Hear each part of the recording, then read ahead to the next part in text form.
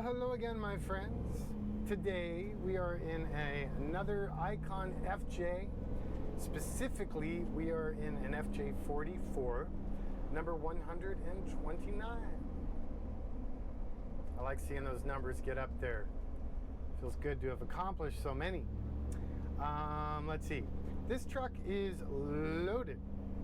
It has some custom options that you don't normally see, and pretty much all of the ones you would normally like to see. So it is a 71.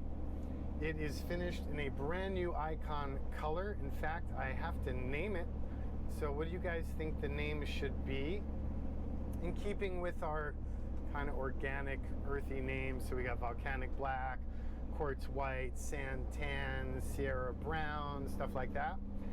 It's a green, but it is a super, super, super dark green. In fact, you would maybe not even believe me when I say it's green, except when the light is just right. Now, like all of the ICON FJ powder-coated finishes, it has a lot of duality in the colors. So there's nanoparticles of mica in suspension in that powder. So it plays with the light. You know, it's not just drab, murdered out, you know, that surface sheen, I think, is really what makes it work out. So help me come up with a name. I'm really not coming up with any good ones. Pond Scum Green is my best, and that doesn't seem to have the appropriate positive connotations. So I look forward to seeing what you guys come up with. So on the outside, this is a new school spec. I got to start remembering to say that now that we're starting to make old schools as well. So therefore it has the ICON front bull bar, the dual pivot carrier ICON rear bumper with storage compartments, and the black finish ICON machined rear view mirror assemblies. The wheels on this truck are the old schools, and they are finished in black, which is the way to go in my opinion. It minimizes their size. Specifically, we did them in the ICON Volcanic Black. We have the Warren winch with the upgraded synthetic cable and all of the ARB and Viking upgraded hardware and recovery kit. We have the aux front LED lights as well as the aux rear LED light, which, by the way, that comes on automatically when you go into reverse gear. And there's also a toggle under dash, so you can illuminate the hair follicles of that Prius that is tailgating you on the freeway. What else do we have on the outside? I think that's it. It's pretty straightforward. Mechanically, we're running the higher output 6.2 430 horse 450 torque aluminum fuel injected General Motors LS3. We're running the 4L65E automatic transmission, which in turn is sending power through to the Atlas to twin stick, shift on the fly, part-time, four-wheel drive transfer case.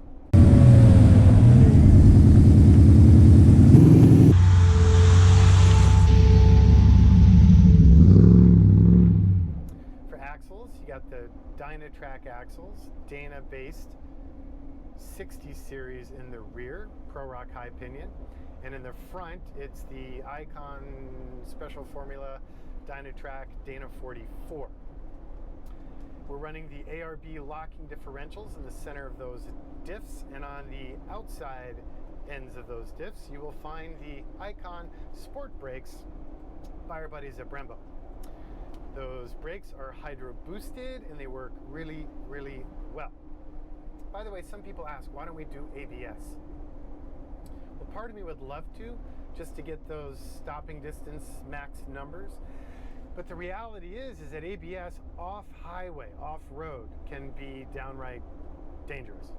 You do not want the computer assuming when you do or do not want braking pressure modified due to slip-slide on uneven terrain. Now, if we could find a system or develop our own where you could turn the ABS on and off, that would be nifty, but I think requires more attorneys than I have ever met in my entire life. So there's that. For suspension, we're running nitrogen charged 2.5-inch body shocks with the remote canisters. They are tunable. and we are running our stainless steel exhaust. It's the first time actually that I've seen one on one of the FJs that did not come with the optional black ceramic coat.